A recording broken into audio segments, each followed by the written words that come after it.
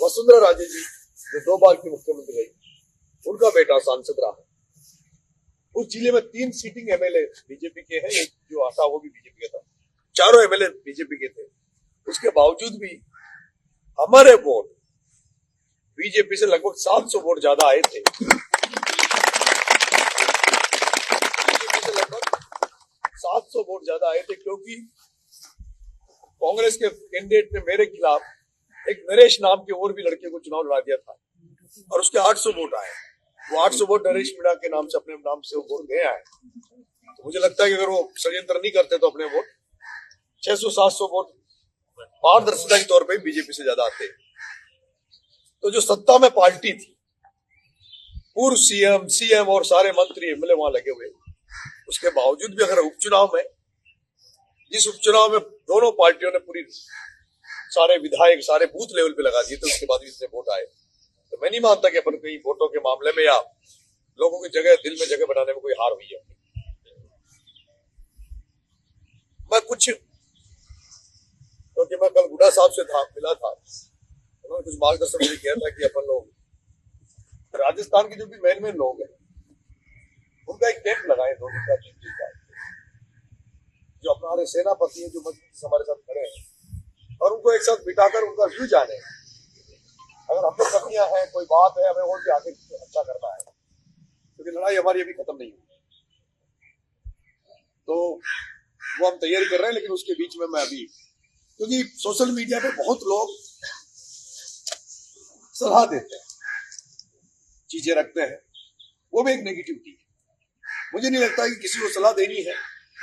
पहली बात तो ये समझना चाहिए कि जब मैं तीसरी जगह चुनाव लड़ा और जिस तरह से मेरा चुनाव हुआ, जिस तरह का मीडिया में भी जो पत्रकार जो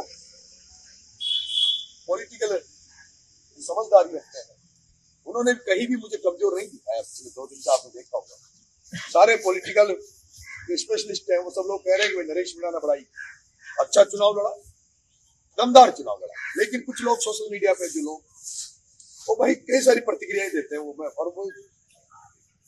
मैं देखता हूं तो इस तरह से लगता है यार मैं मेरे में सारी कमियां मेरे भी। एक सरपंच का चुनाव लड़ना, पंचायत का चुनाव लड़ना भी बड़ा टफ रहता है, पार्षद का चुनाव लड़ना टफ रहता है, और इतनी बड़ी ताकतों से चुनाव लड़ना। और फिर आपने देखा होगा कि 90% भारतीय जनता पार्टी वहां पर कांग्रेस के प्रत्याशी के साथ था। ओम बिरला उसका मैनेजमेंट देख रहा था, और हम कितना अच्छा मैनेजमेंट कर लें, अगर सामने वाले के पास पैसा है तो उसके आगे, धन बल के आगे आज की जो राजनीति, जहां ईमानदारी की बातें तो लोग करते हैं, लेकिन मैंने ये देखा कि जो यूट्यूबर्स 2-3 को छोड़ के, जो केवल वहां अंता में इसलिए गए थे कि नरेश मीणा के नाम पर हमें व्यू मिल रहे हैं, और मेरा ये बड़प्पन था कि मैं हर यूट्यूबर्स को उसको टाइम देता हूं कि चलो ये भी लोग सक्षम हो जाए। लेकिन अंता में मैंने देखा कि जो यूट्यूबर्स गए उसमें 2-3 को छोड़कर ज्यादातर वहां प्रमोशन वाया से पैसे लेके गए थे, वो भी नेगेटिव खबरें छापने लगे थे। और जो मीडिया है उसका तो हाल आपने देखा ही होगा, प्रिंट मीडिया का हाल आपने देखा होगा। एक है, कई लोगों ने फेसबुक पे एक गांव जिसने मेरे को सबसे ज्यादा साथ दिया उसको बदनाम कर दिया।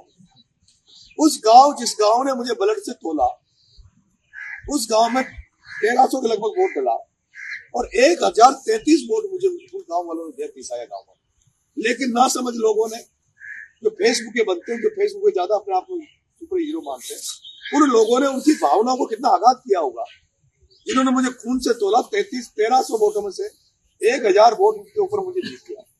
क्या लगा हुआ उनको, कितना दुख हुआ होगा उन गांव वालों को। सेम एक गांव तिसाया था, जो मोरपाल जी सुमन जो कैंडिडेट थे बीजेपी के, उनका गांव था, और उस गांव में मेरे वोट बहुत कम आए, बीजेपी कैंडिडेट के ज्यादा आए। फिर उसको उस गांव के वोट उधर जोड़ दिए उसको। तो मेरा ये निवेदन है सोशल मीडिया के माध्यम से भी, फेसबुक वालों से भी, कि कृपा करके आप ज्यादा सलाह देना, ज्ञान देना, ये करो वो करो, अभी से 28 के बारे में लिखना। मुझे पता चुनाव में, राजनीति में परिस्थितियां तात्कालिक बनती है, 28 में क्या परिस्थितियां बनेगी अभी हम किसके साथ जाएंगे। और मुझे इस बात की खुशी है कि मुझे इस बार 22-23 हजार वोट समाज के मिले। कितने वोट? 22 से 23 हजार वोट मुझे समाज के मिले हैं। बाकी वोट मुझे जनरल कास्ट के मिले।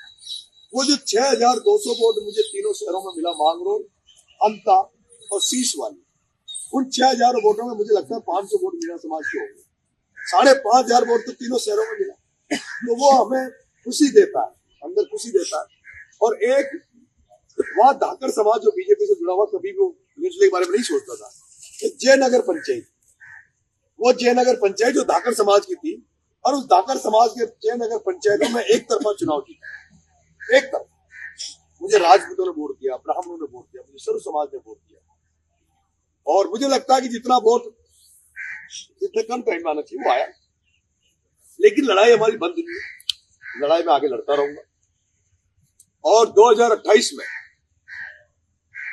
एक नया गठन करके, क्योंकि आप ये समझ जाइए, मैं राजस्थान विश्वविद्यालय का अध्यक्ष नहीं बना था, मैं जनरल सेक्रेटरी बना, लेकिन राजस्थान विश्वविद्यालय का अध्यक्ष में चुनाव हार गया था। लेकिन मैंने राजस्थान विश्वविद्यालय की राजनीति को बदल दिया था। मैंने राजस्थान विश्वविद्यालय में जो ग्रामीण परिवेश के बच्चे जो आते और जो चुनाव लड़ने की नहीं सोचते थे, मैंने उनके लिए दरवाजा खोला। मुझे दुख हुआ, मुझे जिस तरह का वहां एससी समाज से जो आशा थी, अपेक्षा थी, अगर वो मुझे वोट मिलता जितना आशा थी, तो चुनाव हमें कोई हरा नहीं सकता। क्योंकि मैंने कहा था कि भाई मैंने राजस्थान विश्वविद्यालय में पूजा वर्मा जो दलित पेरवा समाज की बेटी थी, उसको निर्दलीय बनाया था जब टिकट नहीं मिला। विनोद चाकड़ जो निर्दलीय बनाया, उसको टिकट नहीं मिला था, तब हम लोग उसके साथ खड़े रहे, उनको निर्दलीय बनाया। वहां पे बाबा साहब भीमराव अम्बेडकर की मूर्ति कहीं नजर नहीं आई, कहीं नजर नहीं आई, जिसके कांग्रेस के नाम पे वोट देते थे। लेकिन मुझे अपेक्षा के अनुसार उतना वोट अगर मुझे मिल जाए तो दलित समाज का, तो मुझे कोई चुनाव रोकने वाला नहीं था। लेकिन मैं उम्मीद करता हूं कि आगे जागृति आएगी। 2.5 साल हम लोग उनके लिए और ज्यादा काम करेंगे, मेहनत करेंगे। और शिक्षा का बहुत अभाव है, आड़ोती के लोग आप में से आपने देखा हुआ, शिक्षा का अभाव इतना है कि जो समाज के गांव थे उनमें जो परसेंटेज हुआ वोटों का, वो परसेंटेज कम रहा। और परसेंटेज कम रहने के अलावा जो वोट डला, अगर एवरेज परसेंटेज समाज का निकालेंगे तो 85 आएगा। तो 15% वोट आपका कम हो जाना 35,000 वोटों में से, तो कितना बचता है? उसमें से भी जो डला, उसमें से 15 से 20% वोट बीजेपी कांग्रेस को चला जाता है। तो हम दूसरों से क्या अपेक्षा करें? दूसरे जब मैं कह रहा था कि हमें 120% वोट समाज को डालना चाहिए, खुद का तो 100% करना ही चाहिए, लेकिन गांव में जो 20% जो अदर वोट, उनके हाथ जोड़ के पैर पकड़ के उनका आशीर्वाद ले तो हम चुनाव में फाइट कर सकते थे। लेकिन 30% वोट अगर हमें नहीं मिला तो एक टफ है मामला। लेकिन उसके बावजूद भी आज जिस तरह का आपके बेटे ने देवली भी, मुझे 18,000 वोट मिला छबड़ा में मीना समाज का, और टोटल वोट मिला मुझे 45,000। मतलब मैंने 1.5 गुना वोट दूसरा लिया।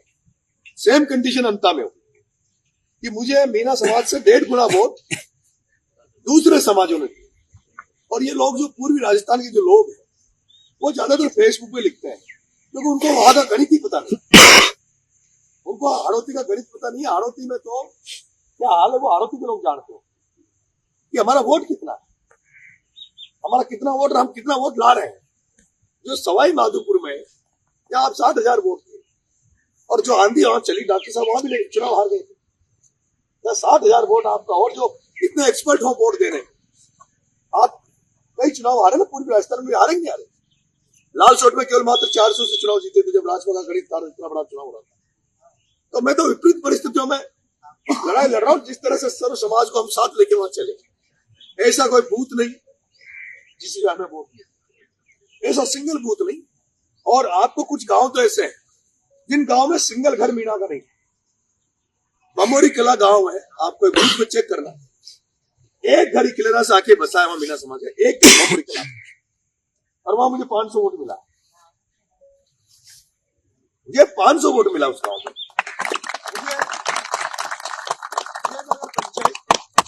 जो धाकर समाज की पंचायत थी, उस धाकर समाज की पंचायत में मैं चुनाव जीता। मुझे तीनों कस्बों में वोट मिला 6,000 के ऊपर, जो बहुत बड़ी मतलब उपलब्धि है। तो मेरा आग्रह है, लाइव के माध्यम से सब लोग सुन रहे होंगे, मैंने पहले भी कहा किसी तरह की टीका टिप्पणी करने की हमें जरूरत नहीं है, समझदारी का परिचय देना चाहिए।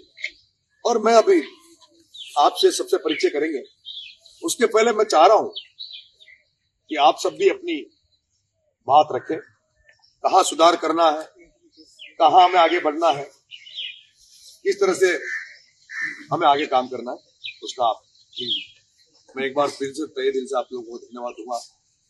और मुझे भावुक हो जाता हूं मैं अभी, जब मेरा आंसू आ जाता है जब भी मैं कोई फोन करता है मुझे, क्योंकि मुझे बहुत प्यार मिलता है। हारने के बाद काउंटिंग से जब कोई हारा हुआ कैंडिडेट बाहर आता है तो लोग उसको लेने नहीं आते, सब लोग घर चले जाते हैं। वो बेचारा, पर आपने देखा हुआ। और कल जब मैं टॉप में अचानक से पता लगा 2 गाँव में कि मैं निकल रहा हूँ तो 100-150 माता बहने वहां इकट्ठे होंगे।